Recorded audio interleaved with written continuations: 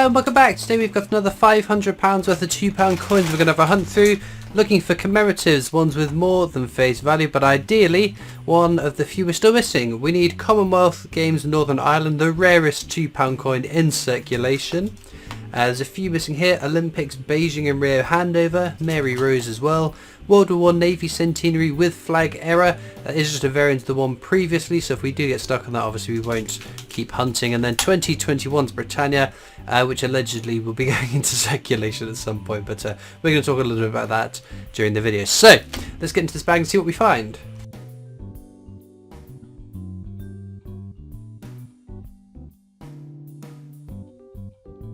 Right, first bag up, first bag up, or first bag in. Oh my goodness, it's idiot proof. We got in there. Right, so that's a commemorative. That's what we're looking for. Not this one particularly, it's a very common one, St Paul's Cathedral, celebrating the VE Day anniversary. But it's a commemorative. Good start. That's technologies. We don't look for technologies. There are some low mintage years, just not low enough. I think they're worth keeping. My goodness. Oh, there's another VE Day anniversary. Also worth noting, I have got trackers counting some of the common coins, some uncommon coins, just out of interest to see how many I find over the course of filling this book. So I have just recorded for my the second episode in the Unhuntables series, 5p coin hunts. Which took an hour to get through £100 worth of 5p pieces, which was quite the effort. So do go and check that video out to see what I and Grossy found, my co-host of the Unhuntables sort of podcast-y coin hunts. But going from 5p pieces to £2 coins, holy Toledo, these are enormous. Well, they feel enormous compared to obviously the ones I've been through. Let's just peel through a few more of those. But no, it's been quite interesting hunting through the off denominations. Right, this will be something with Jodie Clark's fifth portrait of the Queen. Shakespeare's Tragedies, one of 3 Shakespeare coins. There's this one, Tragedies, Histories and Comedies. This is the middle of the road, not the rarest but not the most common. Check the edge inscription, should say, as this one does, what a piece of work is a man. It's only because the wrong edge inscription has been applied for king and country to that one, so we keep our eyes peeled for edge errors. Obviously I'll check through all of the commemoratives for edge inscription errors at the end of the video once we've gone through all these bags to see if there's anything in addition. And of course I will also check the commemoratives and technologies for rotation errors. So if you take the coin, date at the bottom, £2 at the top, rotate it 180 degrees, that's the way the Queen should be facing. So I will flip through them all just to make sure the Queen is facing the right way on them all, because sometimes she's at a bit of an odd angle, sometimes she's facing the wrong way, sometimes she's upside down. It's quite fascinating, the variance in the rotation errors, but they're quite cool. Find them more prevalently on the 2015 ones, so we might check the odd 2015 one if it's nice and shiny and apparent. Another commemorative there, this is Trevithick steam locomotive, which is very cool. And there we have World War I Army Centenary. Apologies, slight cut there, I had to sneeze. I do try and cut those out, but there was one that slipped into a video previously. I was able to edit out that sneeze though in post-production, so apologies to those of you who have to watch me sneeze. So we need to check rotation error, that's fine. And edge inscription should be for king and country on this one, which this one it is. So that is all hunky-dory as it should be, so we'll pop that on the top row. But yeah, Unhuntables, the Unhuntables coin podcast series. I'm not ready to call it a podcast yet in my mind. It is a podcast. You call it a chit chat whilst we're coin hunting. But we've done 2 episodes of it. I've agreed to do 6 in total, 2 of each denomination, and we're going to see where it goes after that. But I am enjoying it. There's quite a variance of things in there for sure.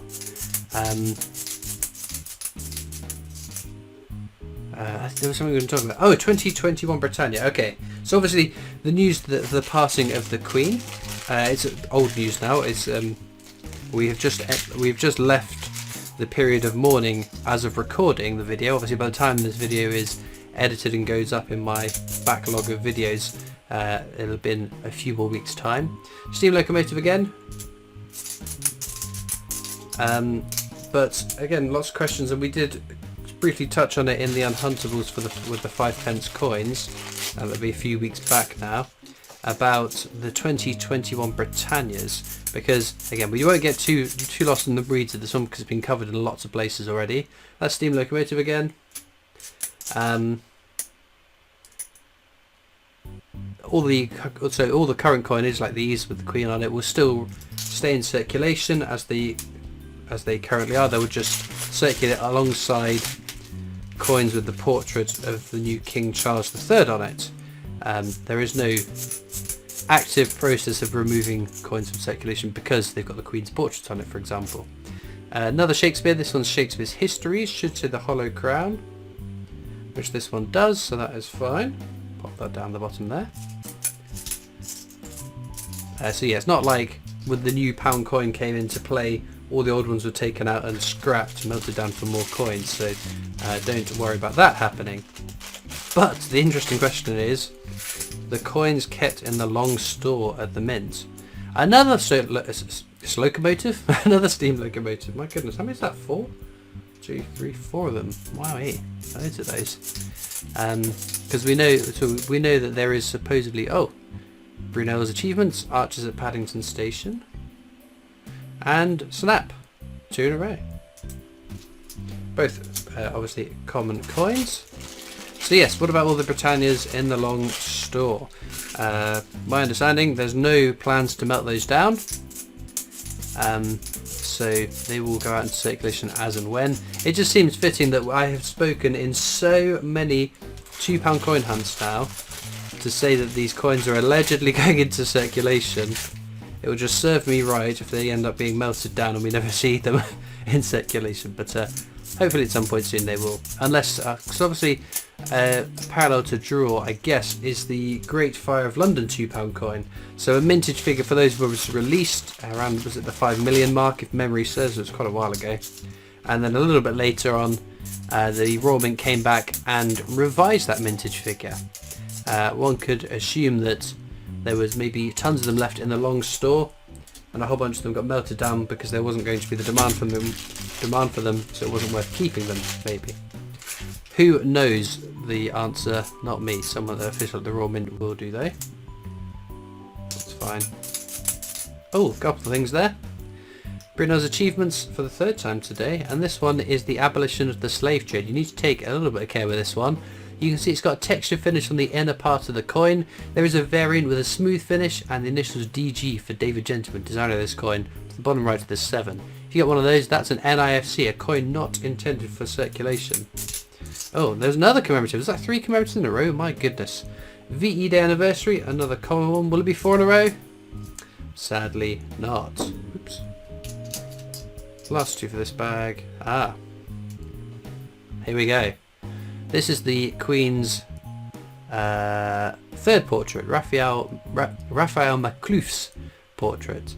So it was only on the bimetallic £2 coin for 1 year, 97, because from 1998 Ian Rank Broadley's 4th portrait became the new definitive portrait of the Queen on coins. But there was tons of these made for 1997, obviously being the first year of the bimetallic £2 coin. The first year that there's any new